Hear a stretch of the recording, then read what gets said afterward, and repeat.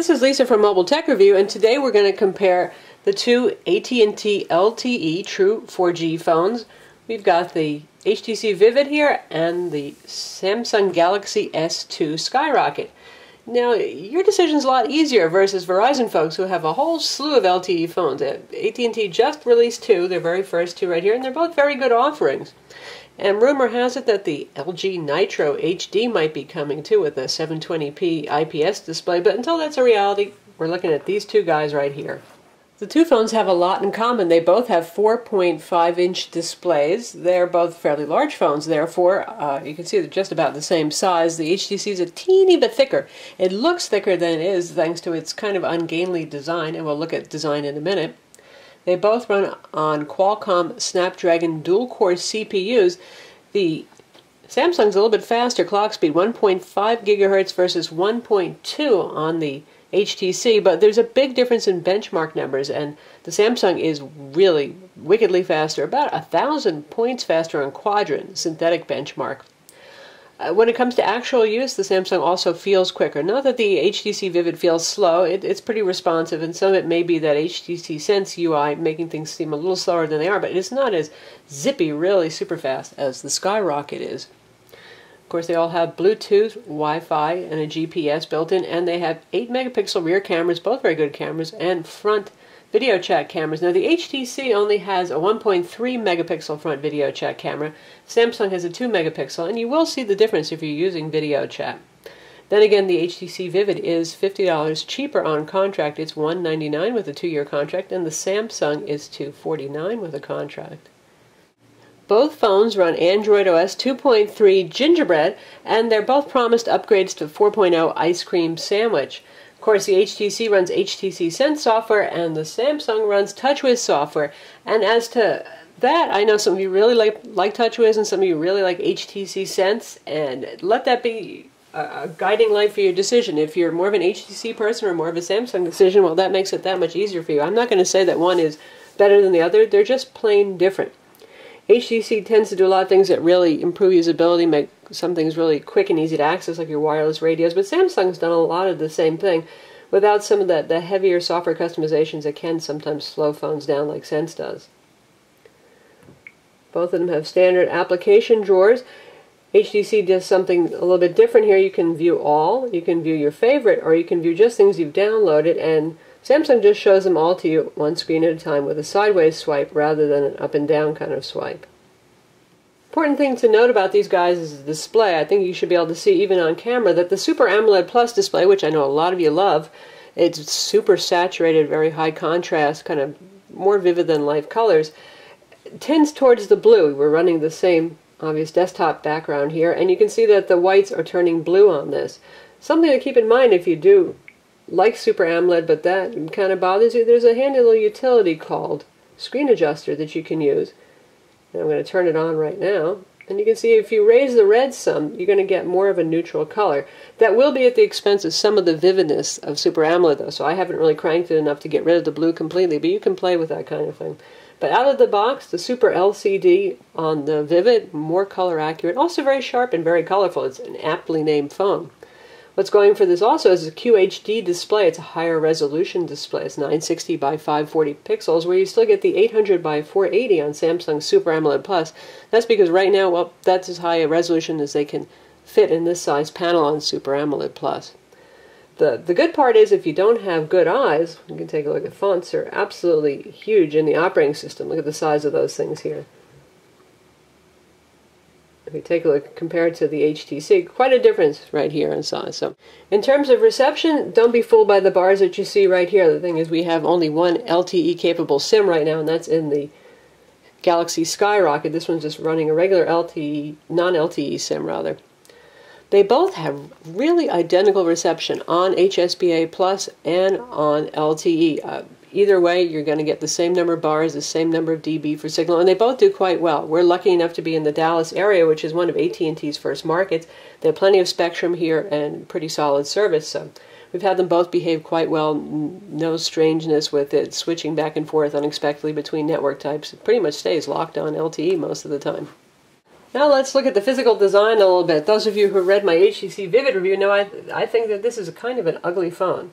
It's pretty darn weird. You've got this kind of clipped off pyramid look here, gloss plastic, something that HTC never uses. Samsung used to love to use it.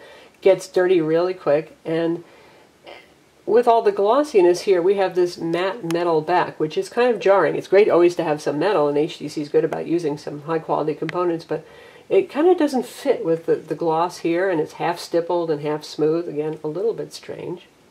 From the front, it looks just like your average, everyday Android phone. It doesn't have that HTC unibody design, so it's not one of my favorites. It is a little bit heavier. It feels weighty in the hand, and some of you like that because it feels like a quality piece. And then again, some of you don't like a heavy phone in your pocket, and this one will be the heavier one. The Samsung, well, it's always going to be plastic. Samsung just loves plastic, but they did a nice job of kind of toning down the plasticiness here. There's a little bit of gloss. You have the faux metal plastic back here, but it's a nice-looking phone. It looks like a Samsung. What can I say? It's your basic super slim slab of Android goodness. The back on this peels off, and very thin piece of plastic. And then you've got your SIM card slot here, and here's your micro SD card slot. No micro SD card is included with either phone, but that's pretty easy access. In fact, it's surprising you can even take the SIM out without removing the battery. On the Vivid, you press and slide, and the metal plate pops off. There's your SIM card, blocked by the battery. That's okay by me. And here's your micro SD card slot, also blocked by the battery. That's kind of a bummer. So that means if you want to insert or remove a card, you have to power down your phone. And while we're talking about batteries, this has a 1620 milliamp battery versus the 1850 back here. So you know who's going to run longer on a charge. When you're talking over 200 milliamps of difference, it's significant. You'll probably notice a couple of hours difference. In terms of calling, the Samsung Skyrocket has better call quality. Now, they're both pretty good. This is not a terrible phone, the Vivid, but the Samsung is louder through the earpiece, and it's also a bit clearer for both incoming and outgoing voice. You can see the different way they handle the dialer here. This is the absolutely huge number pad that you get on this, with your standard kind of Android access to log, contacts, and favorites. And this is HTC's customized dialer. It shows you who you've called most recently, assuming that you might want to call them again, and you have access to other call features as well.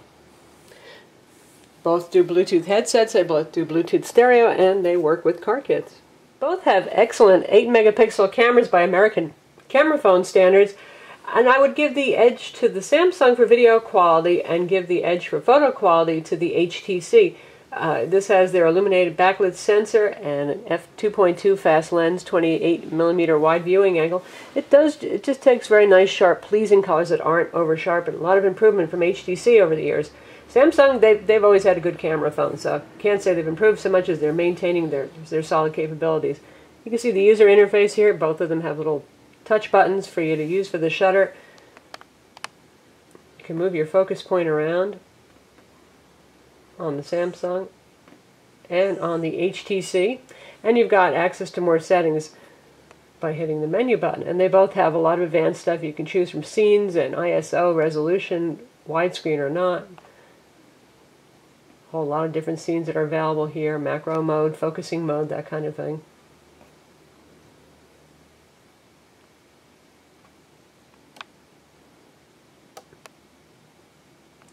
The HTC has face detection, and on the Samsung we have pretty much the same large selection of scene modes. Exposure value, focus mode, you've got autofocus, macro, and face detection nested in here, with the HTC of autofocus on-off as your options, or face detection mode. And you've got effects, white balance, ISO. So they're both pretty good cameras. Now we've got the same 1080p high-profile movie trailer loaded on both, and you can see the difference in colors right away. The Samsung is brighter, the green is cooler as well, because it is just a cooler colored display. For video, it's really pretty nice. We've got them both set to maximum brightness, by the way. Try to hit play at the same time. You can see that they both actually play very fluidly.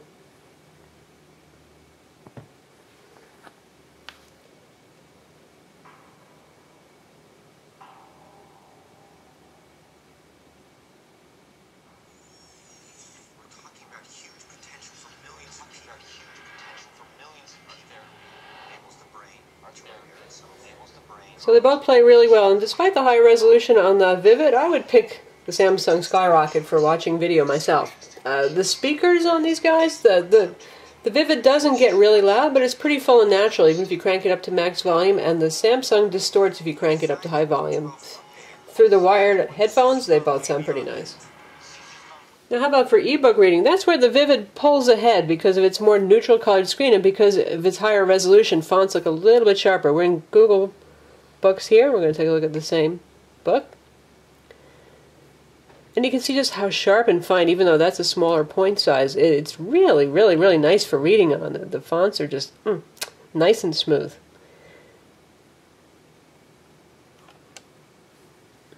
I'll bring it up in size a little bit to match, and you can see the difference there. I would definitely pick this guy for e-reading. And not to mention that without my turning that color correction utility on that I downloaded from the Android Market Screen Adjuster, if you want to look for that for yourself, this is really a blue background that you're reading on instead of a white background, or slightly, maybe pinkish on the Super LCD display, but that's very faint.